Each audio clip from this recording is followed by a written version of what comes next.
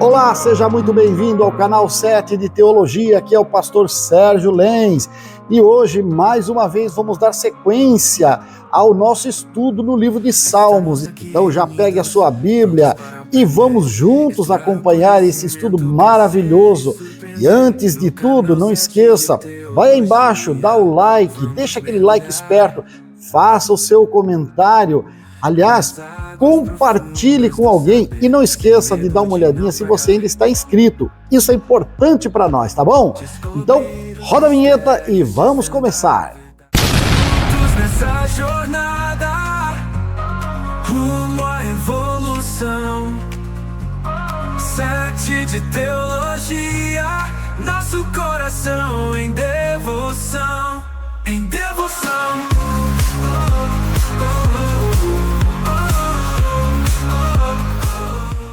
Mas que bom que nós estamos mais uma vez na presença do Senhor, mais uma terça-feira para adorarmos ao Senhor e para aprendermos também a sua palavra. Somos gratos a Deus pela vida dos irmãos, de você que nos acompanha pela internet também, e nós estamos estudando os livros de Salmos, um a um a cada terça-feira, e desta feita nós temos o Salmo 34. Como são muitos versos, né? São 22 versos para serem estudados, nós vamos apenas por referência ler 3 versos que são o verso 6, 7 e 8.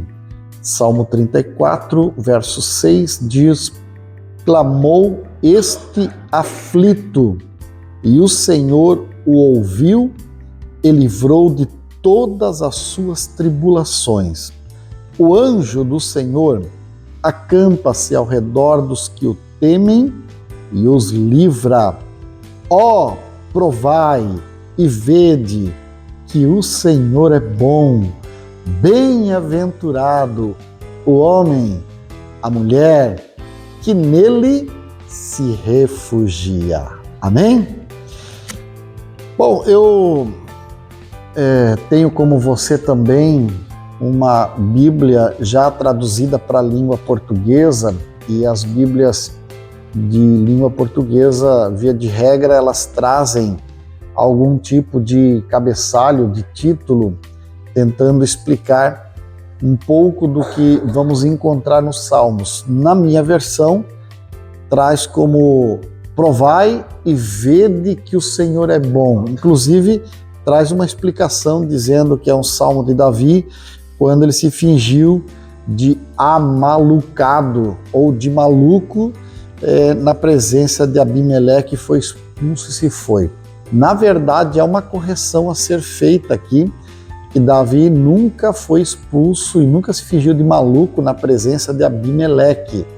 Isso aqui provavelmente é um erro dos copistas de tradução, porque Davi o fez na presença do rei de Gate, do rei Aques. Se você olhar o primeiro livro de Samuel, capítulo 21 e os versos 10 a seguir, você vai observar que é o momento que Davi está fugindo de Saul e na sua fuga ele acaba batendo nos territórios dos filisteus e chegando perto de Aques, ele precisa se refugiar lá para escapar do exército de Saul, e alguém diz: olha, não vamos aceitar o Davi aqui. O Davi, ele se diz aí no território de Israel que Saul matou milhares, mas Davi matou 10 milhares, 10 vezes mais do que Saul. Então, quem vai dizer para nós que Davi não vai se revoltar contra o rei Aques como se revoltou contra o rei Saul lá na sua terra? Se ele se revoltou contra o seu próprio rei, do seu próprio povo, o que será contra nós que sempre fomos inimigos históricos? E aí Aques disse: então traz ele aqui, e se for o caso, já vamos executá-lo aqui no momento, na frente de todos. E quando trouxeram Davi, ele chegou babando na barba, se fazendo de maluco, revirando os olhos e se encostando nas paredes. E aí ele disse: já não tem louco que chega na minha terra para vocês trazerem um louco de fora ainda? Leve esse homem daqui e me deixe em paz, eu tenho mais coisa que fazer. Então, Possivelmente, se o episódio que o Salmo se refere é este, então o único episódio foi com Aques e não com Abimeleque. Mas este é mais um daqueles salmos, por isso ele tem 22 versos, porque ele é escrito com as letras do alfabeto hebraico, é chamado salmo acróstico. Cada verso ele começa com uma letra na sequência do alfabeto hebraico, Aleph, Dat, Betel, Gimel, e vai por aí afora, como seria o nosso ABCD, e cada primeira letra vai definir a frase seguinte.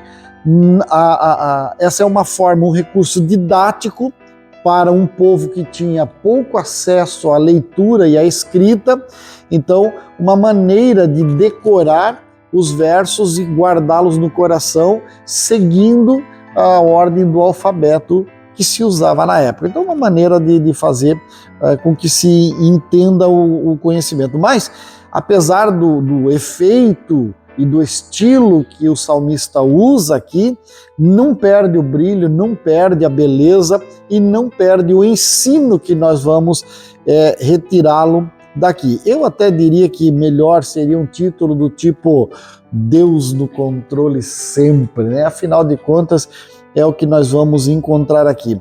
Esse Salmo 34, como outros salmos de Davi, você sabe que pelo menos metade ou um pouco mais da metade dos salmos do livro dos salmos, os 150 salmos que nós temos registrado, são atribuídos a Davi.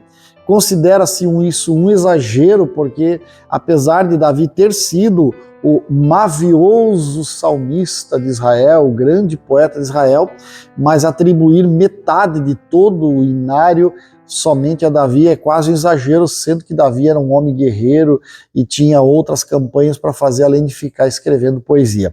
Mas não tira a beleza dos salmos, como eu já disse. E ele, como os demais salmos de Davi, ele reflete aqui a confiança que o salmista tem em Deus, mesmo face às adversidades. Eu acho que esse é um ensino que está precisando ser exaltado nos nossos dias, o fato de que nós não perdemos em qualidade de relacionamento com Deus quando passamos por provações. Muito pelo contrário, quanto mais somos provados, mais chances temos de deixar claro a nossa postura como aqueles que confiam no Senhor. Porque é muito fácil dizer os que confiam no Senhor são como os montes de Sião, que não se abalam, mas permanecem para sempre. Até a doença bater no nosso corpo, até o problema bater na nossa porta, até o desemprego bater na nossa casa, né? Aí fica muito mais complexo de expressar essa gratidão em forma de cânticos, em forma de louvor, mas apesar da Bíblia ser um livro recheado de momentos de cânticos de louvor e gratidão por vitórias, para mim um dos mais belos cânticos são aqueles que são emitidos sem nenhum tipo de perspectiva. Um deles, por exemplo, é Paulo e Silas cantando na prisão, sem nenhuma perspectiva de saírem naquela noite daquela prisão.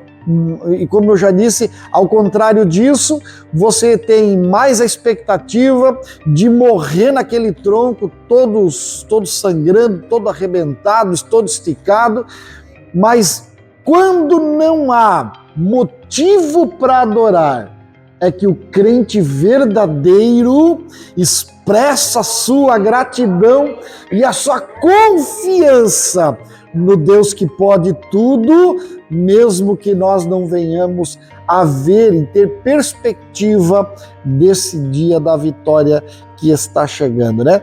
Então, Davi ele faz essa composição para mostrar para nós que ele confiava em Deus e na sua providência o tempo inteiro. Então você tem a sua Bíblia aí nas suas mãos, deixa ela aberta nesse Salmo 34 para nós darmos uma caminhada nele juntos, porque você vai observar os primeiros 3 versos, bendirei o Senhor em todo o tempo. 2, gloriar-se-á no Senhor a minha alma. 3, engrandecerei o Senhor, engrandecei o Senhor comigo e tal.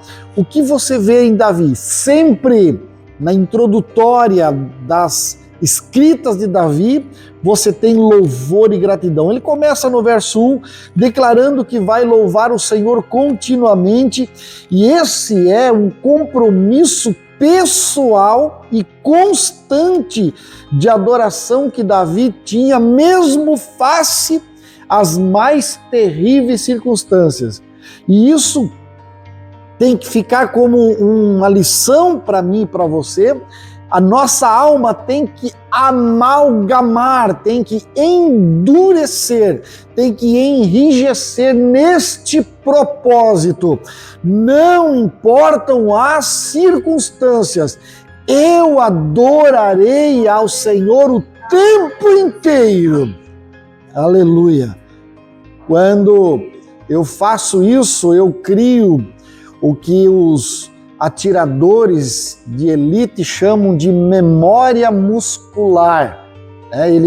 Um atirador de elite, um policial, enfim, um militar que utiliza armas, ele coloca o coldre na cintura e passa horas treinando saque, horas treinando saque, horas treinando. Para quê? Para criar uma memória muscular. Porque quem não treina na hora do perigo vai procurar, não sabe nem onde colocou o coldre, vai procurar e mete a mão já no gatilho, já atira no próprio pé e já perdeu a guerra. Mas se ele treina a memória muscular, ele não pensa, simplesmente ele pega e tem a arma na mão. Bom, a vida espiritual deve ser levada com o mesmo propósito, treinar a memória muscular da adoração. Não reclamar. O problema que você encontra hoje em alguns cristãos é que a sua memória muscular foi treinada para a reclamação. Então, tudo que acontece, ele já tem uma murmuração pronta. Tudo que acontece, ele já tem uma reclamação pré-fabricada. Tudo ele é um descontente, tudo ele é negativo. E por conta disso, ele perde de ser um adorador e de ter intimidade com esse Deus maravilhoso, né? Então, o verso 2, o salmista já vai mostrar para nós que ele se gloria no Senhor, e não só isso, ele encoraja as pessoas humildes, as pessoas sinceras a fazerem o mesmo. Exalte o Senhor junto comigo. E no verso 3 ele vai do especial, do individual para o coletivo e convida toda a congregação para se unir nele e se fortalecer para ser uma grande comunidade de adoração. Isso é uma das questões que todo pastor, todo líder, ele com sua congregação, principalmente nos cultos oficiais de domingo e outros cultos de festa, é a grande batalha do coração de um pastor, de um líder que dirige um culto, é dizer, vamos adorar a Deus, irmãos, vamos adorar a Deus, porque é o coletivo que vai fazer com que se atraia a presença de Deus para o culto. Eu, no meu culto individual, eu atraio a presença de Deus à minha vida e recebo a minha bênção. E isso tem um patamar de atuação, mas Deus quer nos levar a ter experiências com Ele e essas experiências passar do específico para o geral. Uma experiência coletiva é aquela que vai marcar a minha e a tua vida de uma forma tão linda, tão especial, que você nunca mais vai ser o mesmo. Uma coisa é eu ter uma experiência particular, mesmo que eu conte para os outros, é como eu provar de um fruto que ninguém nunca comeu. Eu vou contar todas as propriedades, todos os sabores, as nuances, mas ninguém vai entender de fato como é o sabor daquela fruta, porque só eu comi.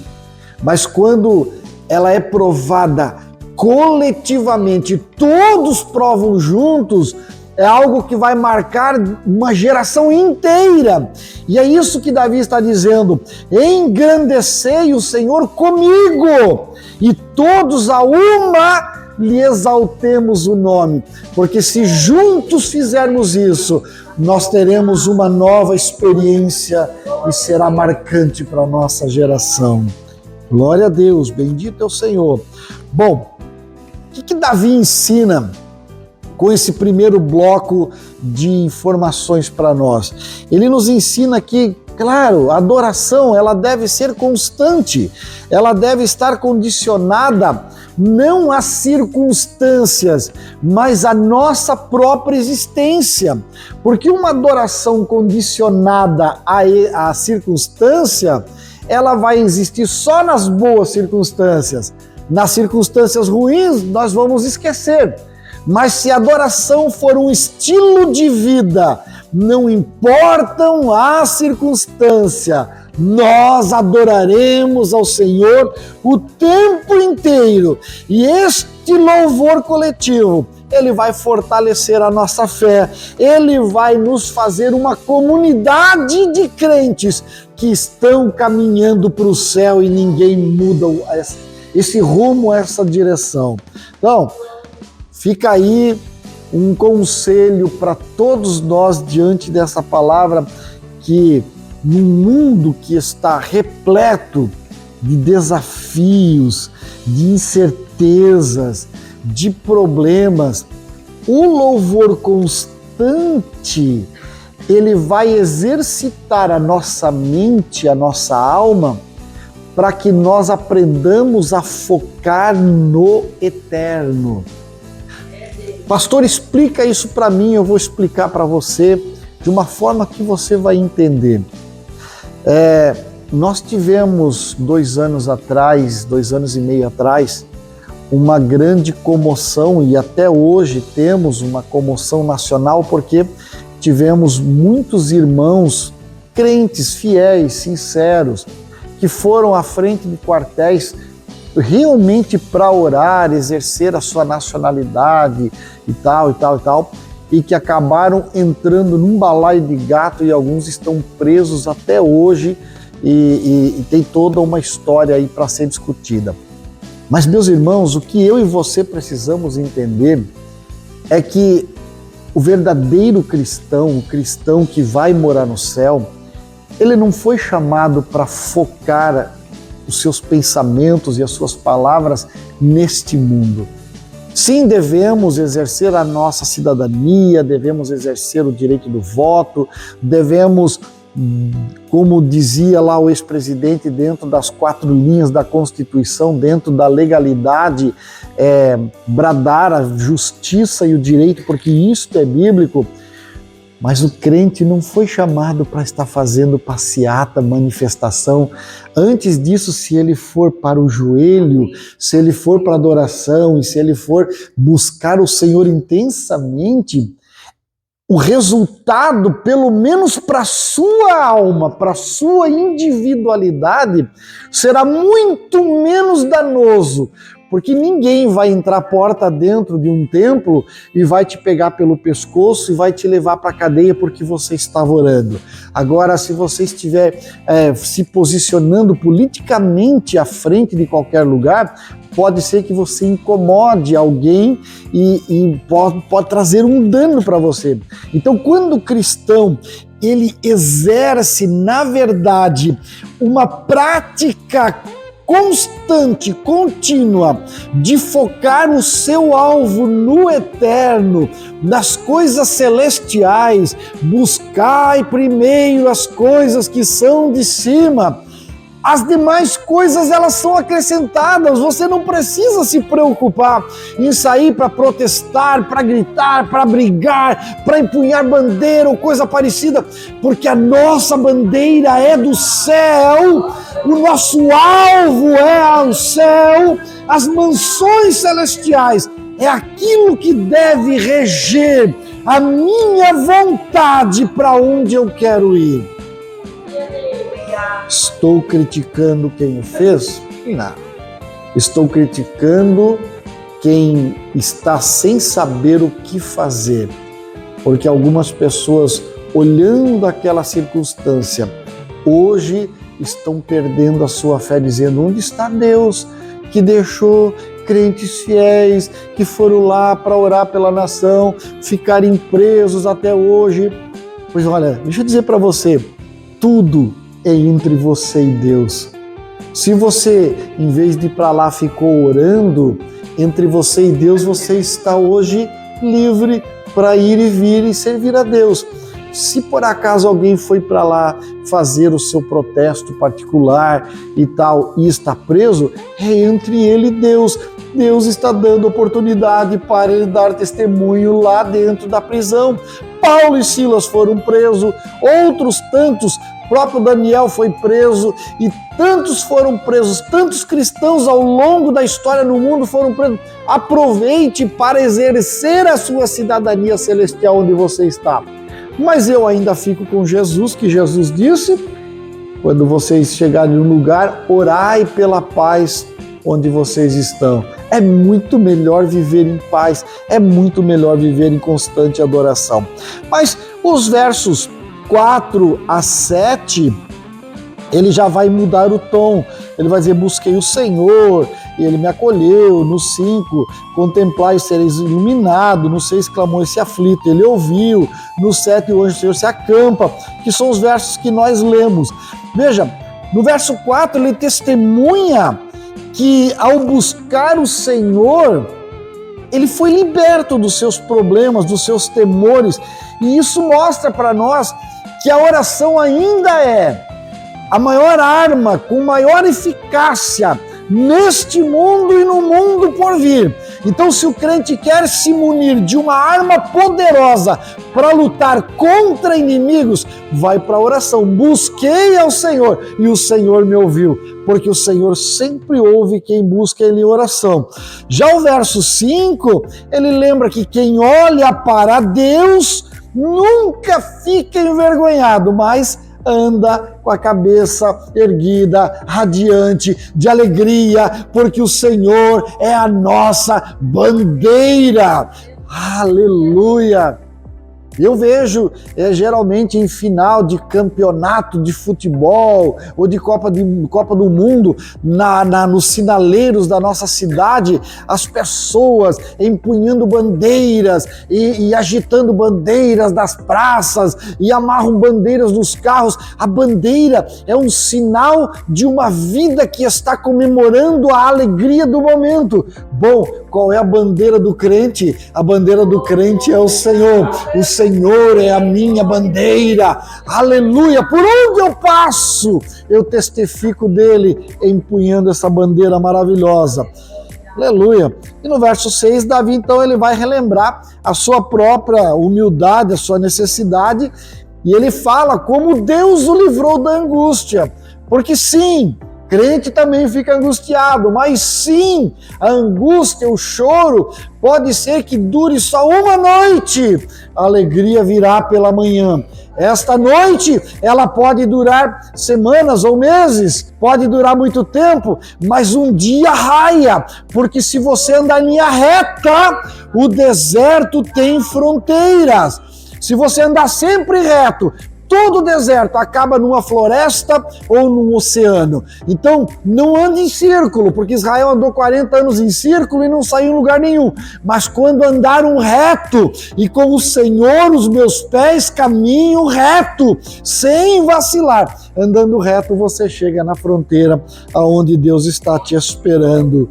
Glória a Deus. E o verso 7, naturalmente, ele lembra que há sim uma proteção divina, o anjo do Senhor se acampa ao nosso redor.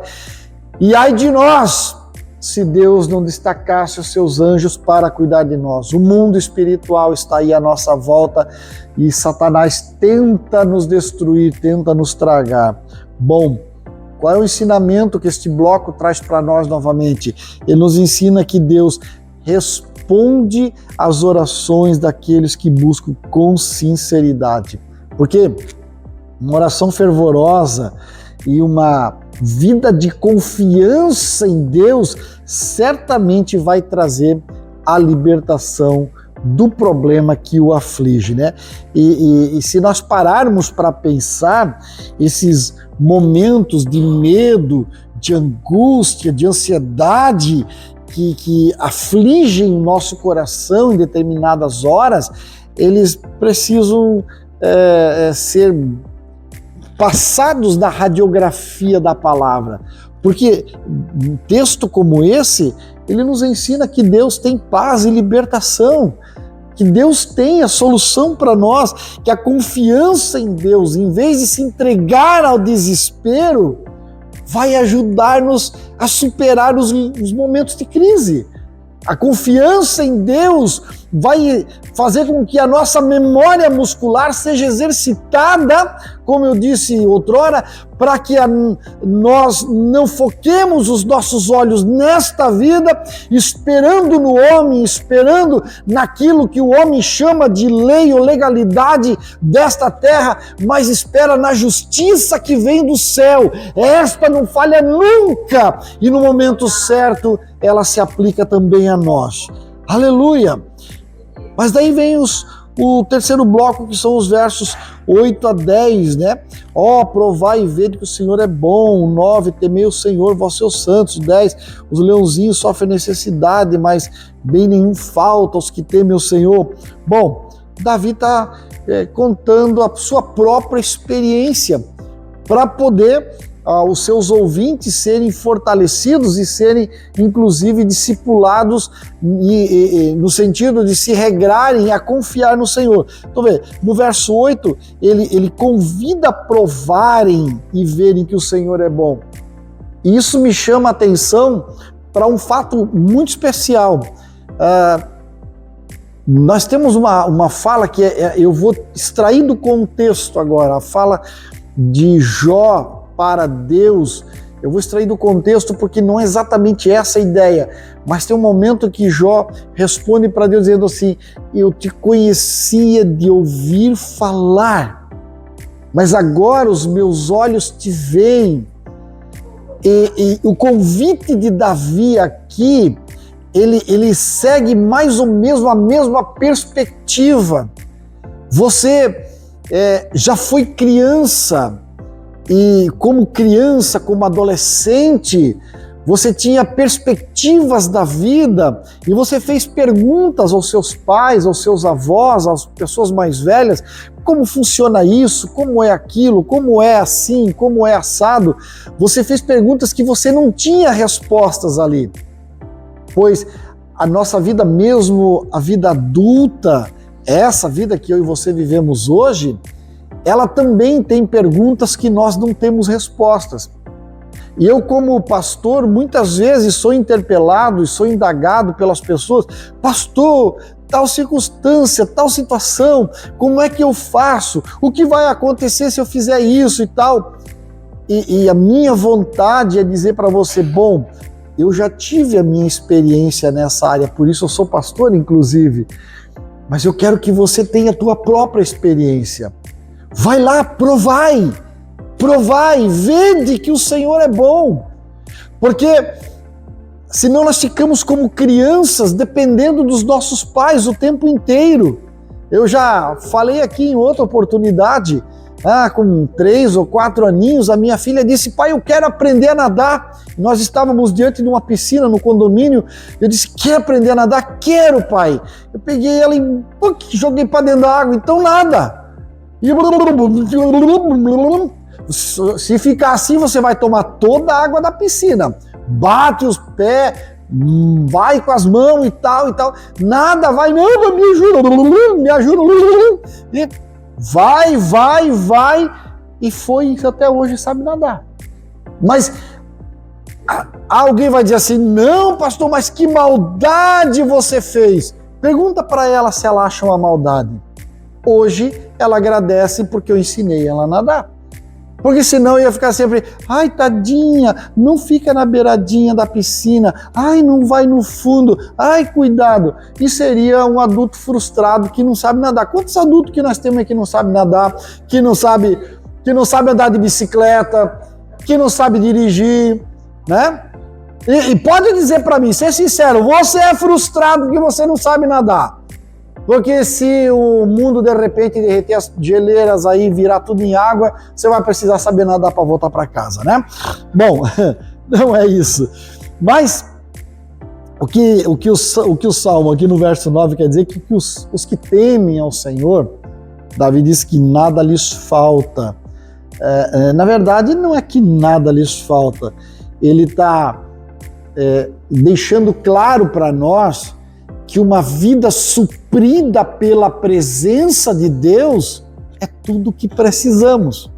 Porque vai faltar, vai ter hora que vai faltar o dinheiro, vai faltar a saúde, vai faltar o amor, vai faltar a compreensão dos outros para com você, vai faltar justiça ao teu favor, vai faltar uma porção de coisas. Mas tem uma coisa, se eu provar e ver que o Senhor é bom, não vai faltar a presença dEle. E Ele é tudo que eu e você precisamos. Aleluia! Bondade de Deus, quando experimentado por todos que o buscam, nos torna seres humanos completos. Você quer ser completo? Eu sempre dizia, eu só vou ser completo quando eu for adulto e tiver meu próprio salário. Aí aos 8 anos de idade eu comecei a trabalhar, aos 13 comecei a trabalhar com carteira assinada e não me senti completo. Então só vou ser completo quando eu sair da casa do meu pai. Aos 22 eu saí, não me senti completo. Eu só vou ser completo quando eu casar. Casei, não me sinto completo. Eu só vou ser completo quando eu tiver filhos, plantar uma árvore e escrever um livro.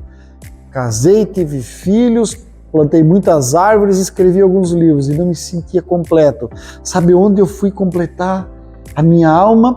Quando aquele buraco que Salomão escreve dizendo tudo fez Deus formoso ao seu tempo, também pôs a eternidade dentro do coração do homem, sem que este a possa discernir.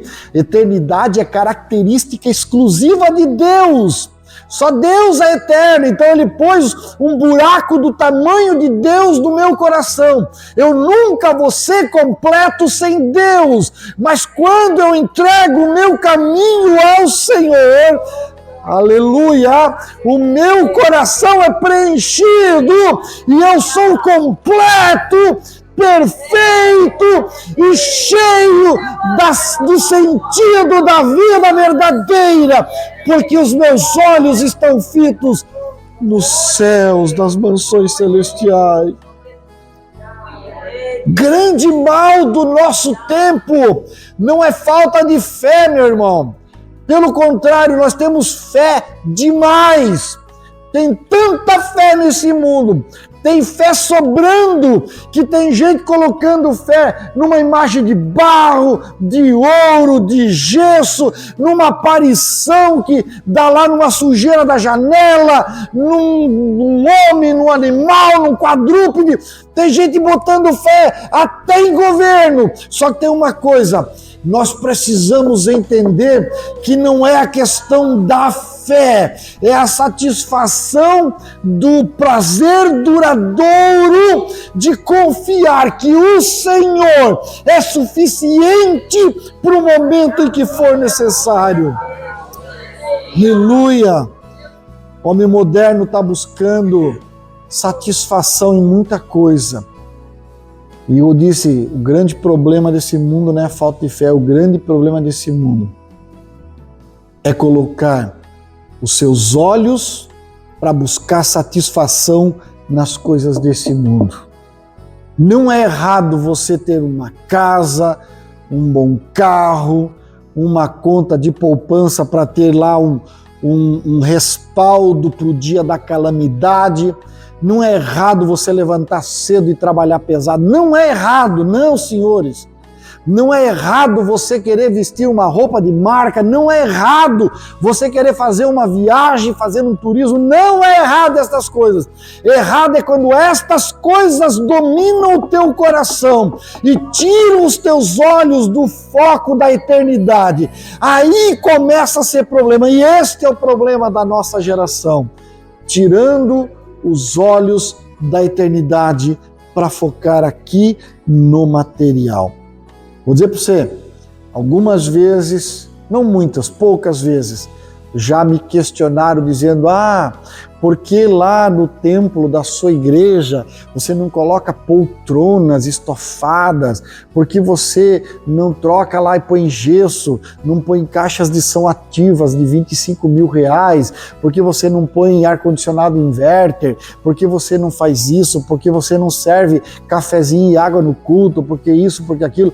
Meu irmão, olha, eu não gosto de ser saudosista, mas eu sou do tempo em que eu me converti quando eu não tinha nem encosto no banco, mas tinha mancha na madeira do banco de lágrima que corria dos crentes. Hoje tem encosto, tem estofado, não tem lágrima e não tem presença de Deus em muitos cultos por aí. E isso tem que ser mudado. O homem moderno está perdendo a relação com aquilo que é duradouro, que é a presença do nosso Deus. Bom, o quarto bloco são os versos 11 a 14. No 11, Davi se coloca como mestre para aqueles que desejam a instrução para viverem em dias tranquilos, em dias que são bons. No verso 12, ele questiona quem quer uma vida longa e próspera, e inclusive prepara essa pessoa para a instrução. Os versos 13 e 14, ele dá a resposta clara para quem quer tudo isso. Ele diz, guarde a língua do mal, evite o engano, busque a paz e pratique o bem. Por quê? Porque a retidão, uma vida reta, é ela a fonte das bênçãos. Se você pegar a melhor terra e adubar, mas não plantar a coisa certa ali, vai nascer mas erva daninha, que não tem sentido. Bom, o nosso coração, ele é a melhor terra que se pode plantar conceitos. Mas o que o salmista está dizendo é, não plante coisas desse mundo. Não fique parado sem plantar nada, porque em ambos os casos o que vai nascer é dor e tristeza. Mas se você plantar uma vida longa, guardando a língua do mal, evitando de ser enganoso, buscando a paz, praticando o bem, o que vai nascer dali é glória para o nome do Senhor. E o Senhor vai se agradar da tua vida. E você vai ver o quanto vai ser bom. Porque, meu irmão, viver uma vida reta em paz, evitando o mal, é o caminho para a bênção. Eu vim no templo para buscar uma bênção. A gente canta, né? Você veio buscar uma bênção. Jesus tem bênção para dar. E tem mesmo, porque Ele é o abençoador, o dono da bênção. Só que não esqueça que se você planta cominho, não dá para comer pimenta. Uma coisa é uma coisa, outra coisa é outra coisa. Aquilo que você planta, você colhe. Se você planta murmuração, fofoca, mentira, engano, trapaça e quer colher bênção, não adianta ir domingo à noite. Já tinha lá um cantor da bossa nova da década de 60, 70 que dizia, não adianta ir à igreja e rezar e fazer tudo errado. Não adianta, porque não vai colher bênção. A bênção está em viver uma vida pacífica, que é essencial para essa existência significativa e abençoada, né? Bom, nosso tempo está chegando ao fim, mas nós temos o quinto e último bloco, que são os versos 15 a 22. Acompanha aí. O verso 15, olha o que ele lembra. Os olhos do Senhor estão sobre os justos, seus ouvidos atentos ao clamor. Isso reflete a presença contínua e os cuidados que o Senhor tem para aqueles que são dele. Verso 16, o Senhor, em contraste, tem o seu rosto contra os que praticam o mal. Verso 18, Deus ouve e liberta os justos das suas aflições. Verso 19, embora os justos podem enfrentar adversidades, Deus é aquele que vai dar o livramento final. Verso 20, o Senhor protege os ossos do justo, e inclusive este é um verso que foi utilizado depois lá para Jesus quando foi crucificado. Nenhum dos seus ossos será quebrado, né? E o verso 21 e 22, o mal destrói os ímpios, mas o Senhor é aquele que redime. Bom, qual é o ensinamento que eu tiro desse último bloco? Que a justiça de Deus, ela é fiel e segura. Eu posso procurar justiça em muitos tribunais, mas no tribunal do Senhor, é só Ele que protege, livra e cuida, enquanto traz juízo para os outros. É só Ele.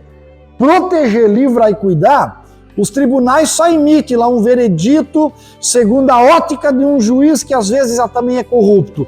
Mas nosso Deus, meu irmão, leva o teu caso para Deus, para você ver a diferença que vai ser. E Jesus inclusive ensina, olha, tinha uma viúva que ela queria ser ouvida, e ela ia todo dia no juiz. Até que um dia o juiz disse, chega, eu não aguento mais ouvir essa mulher, vou atender ela. Bom, eu sei que nós temos aí, talvez nem viúvas apenas, temos casados, solteiros e tantos outros. Não cesse de orar, não cesse de confiar, não cesse de buscar, porque Ele ainda é o justo juiz. Aleluia!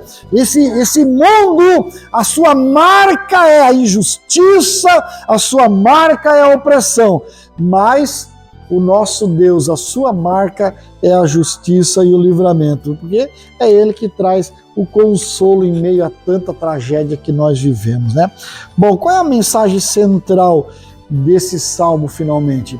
Nosso Deus, Ele é digno de louvor. Quando você estiver no próximo culto, não venha com a tua boca fechada. Quando você estiver lá nos seus afazeres, no seu trabalho, não fique de boca fechada. Quando você estiver passando por muitas provações, não fique de boca fechada, mas adore a Ele, experimente utilizar a arma do louvor e veja as cadeias infernais que prendem o teu coração de ser feliz, veja essas cadeias se quebrarem e permita que a bênção do Senhor seja derramada sobre a tua vida. Paz, direção e uma conexão mais profunda com Deus é tudo que nós precisamos. Continue confiando no Senhor, porque Ele ainda é o maior, o melhor e o mais fiel companheiro.